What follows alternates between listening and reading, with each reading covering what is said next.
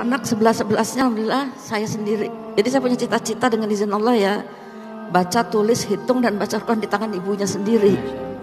Ini saya buat dari anak pertama sampai anak nomor 11 sebelum meninggal juga sudah banyak hafalan surat-surat pendeknya di juz 30.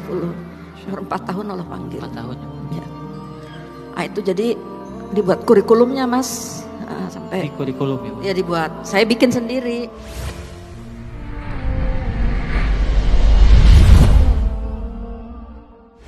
Bun, Iya. saya mau nanya ke Bunda deh. Siap. 10 Bun, 10 anak Bunda. Yang ada. Saya aja 3 Bun di rumah. Kadang suka bingung ngurusnya bagaimana. Kasih tips dong Bun, 10 anak yang ada, semuanya hafiz Quran. Apa sih tips yang paling utama yang harus dilakukan oleh orang tua agar anak-anak bisa menjadi seperti itu? Itu Bun. Bismillahirrahmanirrahim. Rabbi syrah li sadri wa yassir li amri wahlul 'uqdatam min lisani yafqahu qawli. Pertama memang tips ya praktis. Boleh Bun. Menyandarkan diri kita kepada Allah Subhanahu wa taala. Karena anak ini titipan. Jadi minta tolong sama Allah. Hari itu kok saya tiap tahun melahirkan. Jadi orang lihat saya itu kalau nggak gendong di dalam, gendong di luar. Anak yang paling dekat umurnya itu nomor 1, nomor 2, nama nomor 6 dengan nomor 7 dengan nomor 8. Nah alhamdulillah ke-4-4-nya sudah selesai 30 juz dan ya secara umum Allah beri karunia berprestasi.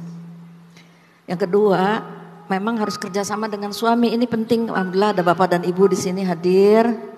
Tepuk tangan buat bapak-bapak utamanya. Tepuk tangan bapak-bapak.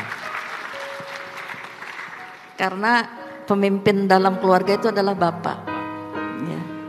Istri pada dasarnya yang mengikuti visi bapak. Dan alhamdulillah suami saya klop Allah kasih. Ya, dia sibuk dakwah. Tahu-tahu dilihat sampai rumah anak-anaknya udah pada pintar ngaji. Masya Allah. Udah bisa baca Quran, hafalannya sudah nambah. Begitu lihat saya hamil terus, jadi dia ambil anak yang paling gede untuk setoran hafalan sama bapak. Nah, saya sementara pegang adik-adiknya. Yang ketiga, memang ini tips juga ya saya kira penting Bapak Ibu, membuat peta kayak kurikulum lah gitu. Ada target-target, misalnya anak kita umur 6 tahun harus sudah selesai membaca Al-Quran dengan bacaan dan tajwid yang benar. Jadi dulu cita-cita saya sebenarnya bukan menjadikan anak-anak hafiz, tapi kepingin anak-anak jadi anak yang soleh. Insya Allah. Nah, soleh itu mencakup semuanya. Nah, Allah kasih ya kemudahan untuk menghafal Al-Quran. Ini juga sesuai insya Allah dengan perintah Allah dalam Al-Quran. Rabbi habli minas solihin. Juga hadis Rasulullah SAW, waladun solihun yad'u lahu. Jadi yang diminta oleh Allah kepada kita bagaimana mendidik anak-anak menjadi anak yang soleh. Nah itu, jadi saya suka nangis juga nih, sebenarnya nangis sama dengan anak-anak. Boleh Bu, gak apa-apa. Kalau nangis saya itu kalau anak-anak udah di atas 7 tahun, saya takut mereka gak bisa baca Quran. Jadi saya sampai yang ini keempat ya, janji saya kepada Allah.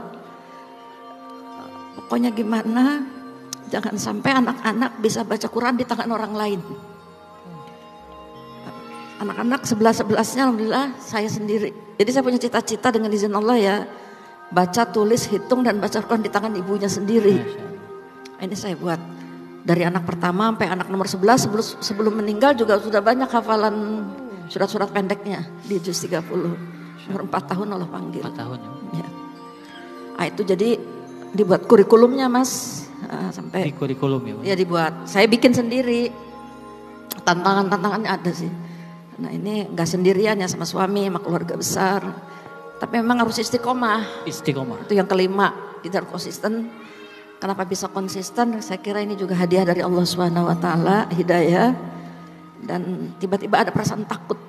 Takut kalau saya tiba-tiba Allah panggil anak-anak saya belum bisa baca Quran.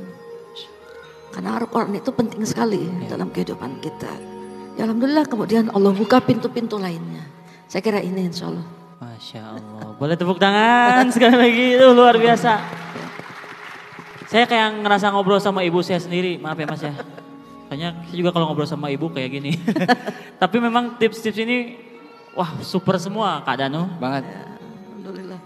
Bagaimana? Belum tentu bisa ngelakuinnya juga nih. Tapi tadi jadi motivasi juga buat saya di rumah nanti. Bang Ari juga gitu ya? Iya. Punya 3 aja Bang Ari ya? 3 betul, tapi nggak sulung semua sih. Saya juga tadi bercanda kok. Oh, bercanda. Bercanda. Jadi jadi keluarga itu ternyata memang bisa dijadikan sebuah tim. Betul. Gimana caranya bisa bersama-sama saling kerjasama ya Bu ya. Ya. Saling bantu-membantu gitu. Yang udah bisa ngajarin adiknya gitu mungkin ya Bu ya. Iya, saya buat seperti itu. Jadi anak-anak jarang keluar rumah.